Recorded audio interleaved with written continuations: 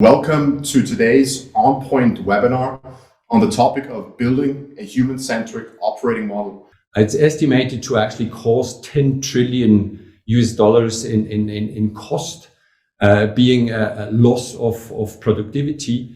The higher the bureaucracy, the lower your performance. That's simply the case when you actually look at these dots that we mapped. What we also see in these human-centric models is that they employ processes not as a means to standardize and to control, but as a means to experiment. It's really not about transforming from the top. It's rather what we call to actually start a movement. I think the first message that we'd like to say today is that bureaucracy is probably a bigger problem than you think in your organization. It's a problem that is worthwhile solving.